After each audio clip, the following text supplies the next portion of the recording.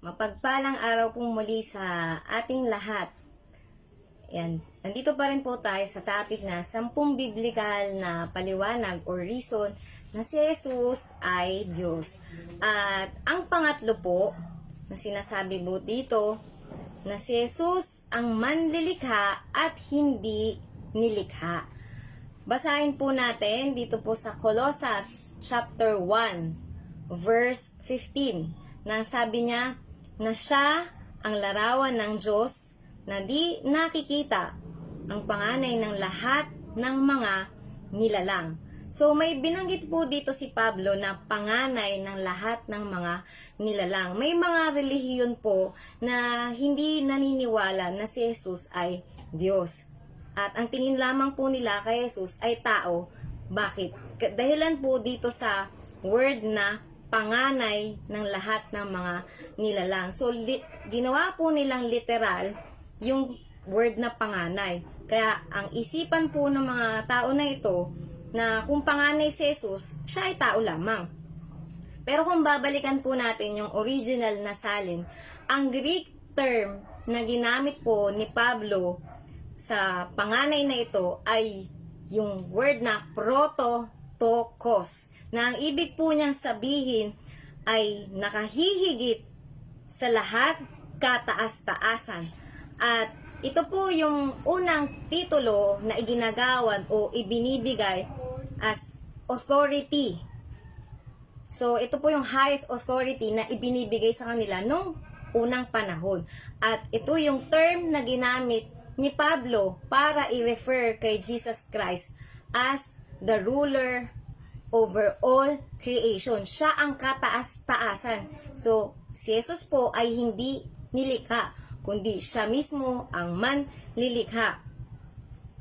Ngayon po, isa pong example na makikita po natin dito sa Bible ng referring sa prototokos o kataas-taasan ay mababasa po natin sa awit 89 verses 20 to 27.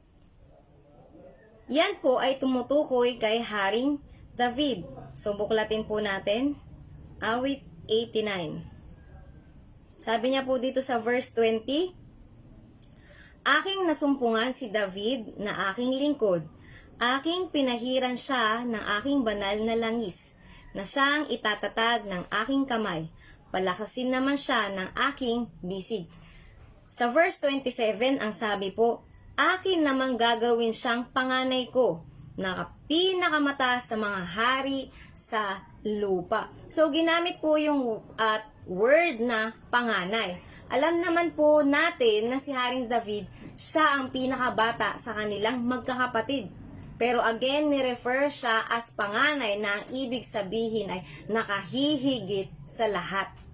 So, hindi ginamit ni Pablo yung term na protoktistos na ang ibig sabihin ay unang naipanganak or unang nalikha or yung literal na firstborn. So, again, hindi po si Jesus ay literal na unang pinanganak, kundi ang firstborn na binabanggit ni Pablo ay nakahihigit sa lahat. At balikan po natin yung Colossus chapter 1 verses 15 to 16. Sabi niya po rito, na siya ang larawan ng Diyos na di nakikita, ang panganay ng lahat ng mga nilalang. Verse 16, sapagkat sa Kanya nilalang ang lahat ng mga bagay sa sangkalangitan at sa sangkalupaan, na mga bagay na nakikita at ang mga bagay na di nakikita, maging mga luklukan o mga pagsakop o mga pamunuan o mga kapangyarihan, lahat ng mga bagay ay nilalang sa pamamagitan niya at ukol sa Kanya.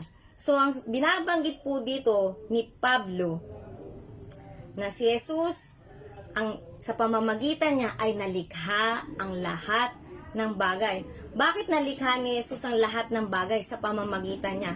Dahil pinapatunayan ng Colossus chapter 2 verse 9. Yan, sundan niyo po ako sa mga verse na binabanggit po. Colossus chapter 2, verse 9, pinatunayan dito ang pagiging Diyos ni Jesus na ang sabi, sapagkat sa Kanya'y nananahan ang buong kapuspusan ng pagka-Diyos sa kahayagan ayon sa laman. Na sa Greek word, ang ibig sabihin nito, yung Godhead or the state of being God. So, bakit po nalikha ni Jesus ang lahat ng bagay? Bakit nalikha? Sa pamamagitan niya. Dahil sabing gano'n ng Colossus 2:9, ang lahat ng pagka-Diyos ay na kay Jesus. So, hindi po malilikha ng tao ang mundo o ang anumang bagay kung siya ay tao lamang. Kundi, nagawa ni Jesus ang lahat ng bagay dahilan sa siya ay Diyos. At sundan niyo po ako, dito po tayo sa Isaiah. Isaiah 42 verse 5. Sabi niya po dito, ang Diyos ang lumikha't nagladlad ng kalangitan, lumikha ng lupa at nagbigay buhay sa lahat ng bagay dito sa daigdig. At ngayon, ang Panginoong Diyos ay nagsabi sa kanyang lingkod.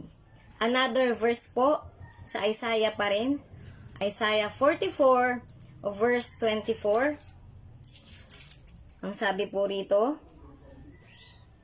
Isaiah 44, verse 24. Akong si Yahweh na iyong tagapagligtas ang lumikha sa iyo. Ako ang lumikha ng lahat ng bagay. Ako lamang mag-isa ang nagdadlad nitong kalangitan at nag-isa ring lumikha ng sanlibutan. So, binabanggit po dito na si Yahweh ang naglikha ng lahat ng bagay. So, kung ang Diyos lamang ang kaya makapaglikha ng bagay at binabanggit po ni Pablo na sa pamamagitan ni Jesus nalikha ang lahat ng bagay, therefore, nagpapatunay na mismo si Jesus ay tunay na Diyos dahil nagawa ang lahat sa pamamagitan niya. Dahil siya mismo, ang binabanggit dito, ang tunay na Diyos. So, hindi po siya tao lang. Siya ay tunay na Diyos dahil nagawa niya ang lahat. Amen. So, nawa po yung mas nadadagdagan po ang ating naliliwanagan po tayo maigi na mapatunay na ang Panginoong Hesus natin ay tunay na Diyos. Amen po. So, salamat pong muli sa atin at pagpalain po tayo ng Diyos.